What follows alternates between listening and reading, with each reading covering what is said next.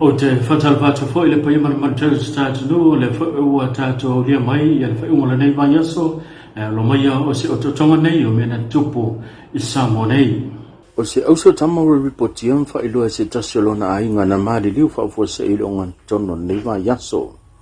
O arona ilu suma lua tau sanga ma a vele suma liwa tu sanga o lo taoto ni le whale maliu mto o tuola ua tino maliu. Se fata tono anga se tasile ainga na ia whailoa i e whampea o arona sa ileo waa i se tasiona ainga sa ia whaatino i se ngā ruenga sa ngā i tu ilalo se tasiola au o lono o le tūlanga o le savili malapta inga lolo wa o le tau. Na paulalo le la au ma afia i se waia ele tise lea na mafuai ona a afia o ia pe spaka fo i se tulou. La sutofi na so ayo le nei lava va yaso na ripotia i fo i se tasi o fa la velave lo na uso la titi sa va penantu la mai le fio anga i pata fa la tayo le lantu ainga na valea sa va penao na maliu i fo i ma afia i fo i se ngaduenga sa fa tinoina o se waya ele tise fo i o ila ue to lua wa fa penao na fa mtelaina se tasio na ainga e to lima ia le whanaunga e sa soifua mai e to tolu o mātutua ia o lātua whawhine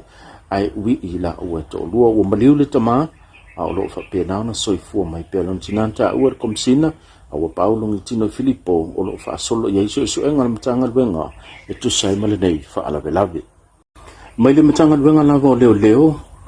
o loo whapenao na whaasolo fo iso iso enga na matanga luenga o leo leo e tu sai ma se tasi fo o whaave lave. Leo loo whapenao na ripotia mai o se tasi o tau lelea sa whapenao na nofo tāwhia i taunu malala i lalo wawa inga leo leo. Sa whapenao na tu inatu i le mautanga sangase mto tua motonga tinga pita iane na maliu i le whalemai. O lo whapenao neo na whaasolo so ngai pia na sao noa iai ko sino mtanga lwenga awa paulongo tino Filipo e sa ili ai i le mafu anga tonu o le whana o le soifua o le ali i talawau.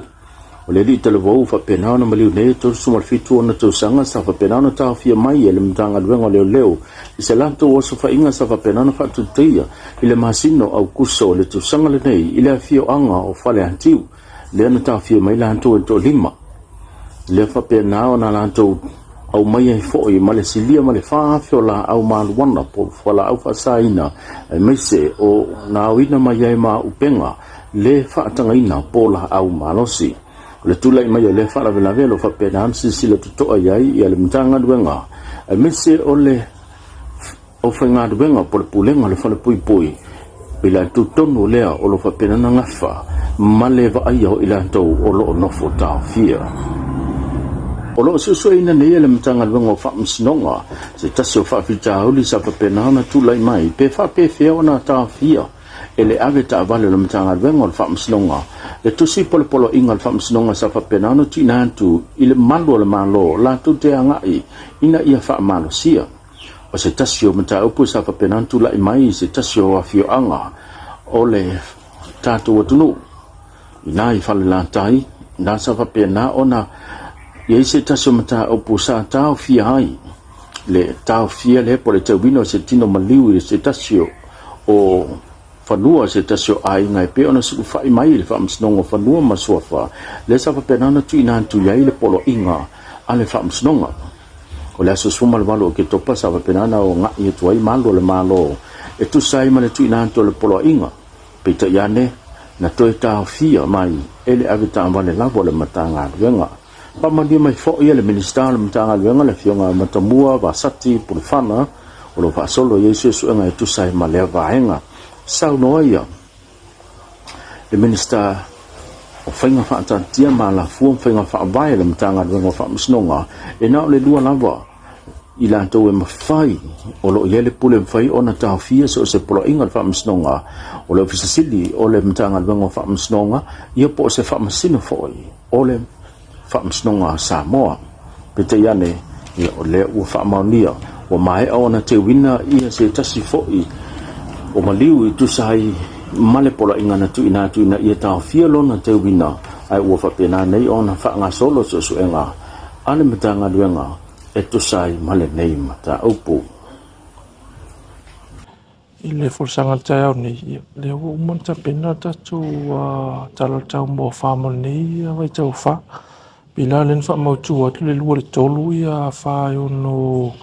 a fiai pe ono lata mai fu ia samo mai e ono te lele va no no o tu ai le march anga fu le tolu po lunga tu fu ia le malo si se fa ono ye ile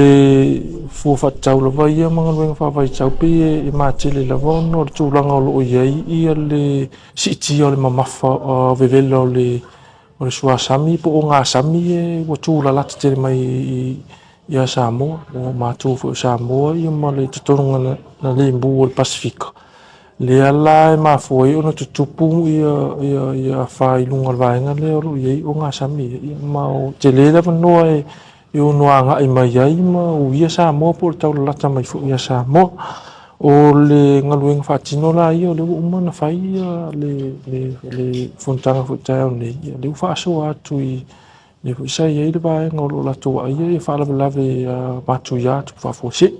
le fuisa awa i umalawa i sui o mtanga luenga malo whaalapatonga malo ia manai o tatou paanga fsosoani ia mai i whafoi o le me masani lawa i e tauna whai mo tāpena pinanga awale taimi o tupu mai si whaalawelawe e iei le tautonunga o taimi o tūlanga maale ale taimi o whaalawelawe whaafosi whanaturo e mana o mia i lawa le ngalui whaatasi pe o le isi sini au tūna o le whaawaina o le dad ia ma le whaangasolonga i pe o le ngaluenga pe na iei nei ngaluenga wawalua ma le vaenga le DMO ia ele ngata i lea o isi paanga ngalui o le fua whaatau le iei ia e aluatu lawa le taimi nei se ia o ia aperila tau sangfou matua i maale ale lawa ia taimi nei e mai tau ina fo ia o le vai tau whaalawa ia ta ua no fisau niuni pe whai mai a la nei tai au e ta ua pe sau niuni e le ilonga ia se e le iloa taimi tupu le whaalawa ona ua maale ale vai taimi nei le ngata i le vevela o ngā sami e tūla lata mai a Samoa o le mea pito i sili leo na tā ua e afuafua ia wha pila o le mafuanga na o le wala i ona whai le presentation wha asoafo i e forsanga ia le fua no fo ilo ia tatou paanga ngalue misa tatou komiti nei o loo ngafa ma le tapena ina o whalawelawe tari atu whalawelawe whafosi i le mea tau na whai e whaawau pia i ngaluenga mata i tūra ofisa iai lawa ia se taimi o ono waria e meisia whaama ua whaamaunia ua wala lata mai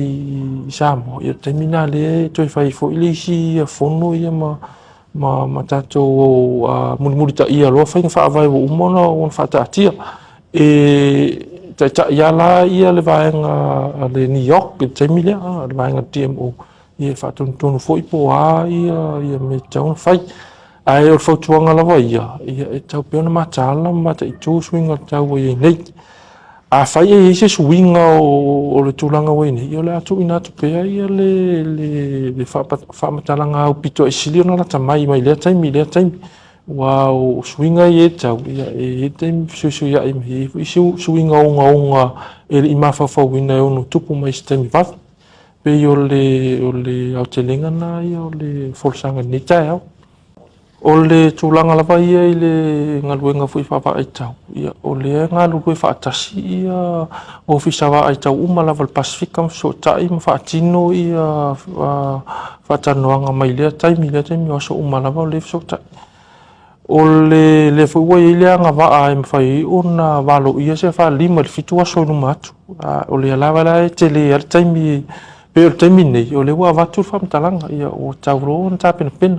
a whai ai tupu se wha ia o lai le lima i le fitu aso e mwhai o na whamautinoa tuloa ia mta watu nuu e ono pito i sili o na lamatia ma te lele lamtianga mai se mtangi wha taimi ia taimi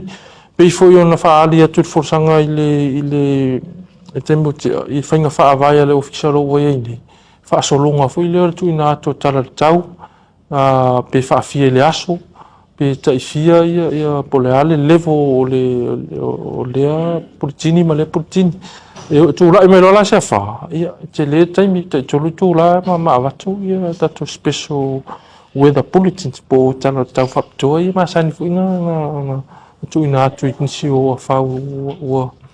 ua mawai. So ila te lenga lava ia, o lea te le ia le angawha, o le ofisa fu ia. Whaatase ma le fisosoani mai isi paanga ngalui masani, mwhai ona, tuina atu whamitanga talawhia ngai mai lea taimi lea taimi. E le o toe po fu se lilo tūlanga lo ai nei ia sawa o internet ia po penga ta whailang e mese lava social media. O mai tauina fu i le ofisa ia o lo ia pa taimi e tuina mai tangata ia whamitalanga e white ina i fu i ma whamitalanga lo tuina atu le ofisa. Fautuanga lava ia malula tunu e whaonga pēa ia le awala lo o tuina atu awala lo whaonga tatu ofisa e tuina atu ai whamitalanga lo ia na o le ofisa lava o le wae tau lea e tuina atu ai na whamitalanga lo ia mo sa moa lava ia o lo ia le tatu penga tawa ilangi website o le website alo ia na le tatu ofisa o lo ia le Facebook page le ofisa o le page alo ia le na e tuni matai mo whamitalanga tuina atu. E le tele sau whamitalanga i la tu o lo whaonga ina ia whamitalanga mai whafu. O le whaitalia na ia o le tangata ia pe na te whaonga ina. Ia o le whautuanga lawa ia ina ia seule le manu tanga i ngalu i le toi tuina atu ma le whaata ape atu o whamitalanga le e mauti noa e le o sau mai le ofisa. O le whaitalia lawa ia na tangata na o se whautuanga lawa ia. Se tanga ia i lea vai. O lo ia lava ia tatou official sources mai le tatou ofisa ia tatou malo lava le lo tuina atu ai ia whamitalanga le fui o lo latu tatou email o email official disa official information ia mai tatou ofisa manamtanga lu ia fui ia le whatau ai o i latou lo whaia ia le tunga e tatia tupe ia i latou lo whaia le ngaluenga pe ai na se fautuanga la ia sila pe ele ole do fa lau atu whamitalanga ele office ia atu ne te lela fianga ia tati atu i la tolo fa ele ngatu paula vole fautuanga masani na ia ta pena ia msau niuni ia ma whalongo mai pe whamitalanga o tu ina atu lea taimi mla taimi awa fo ini fa pole valeina ia malula tunu i wa e taimi palasi fa fo se iri timu ia fa pela va ia o la talata vai se fa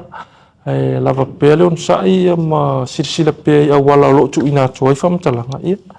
ele o no fo ia le tatu ofisa ia mtatu mtanga luenga tum fai lava tu watu le fa mtalanga au pito sili ma o na lata mai le taimi le fo ie e fua lava le va whamitala ne mo tinoa o ne umin whaatali ni malo ratu ia watu lava ma ia whetau le taimi tu ina tu le whamitalanga ma le whamitala o se whapaponga nā o tuatonga mena tupu i samo nei whai ungala nei vai yaso il manatu tatu tapa i fōi le nā vai yaso fōpea watu le tua lo tau se fōma sa mātou ola lo tau ona neo ngana sa vea whaasoi fuia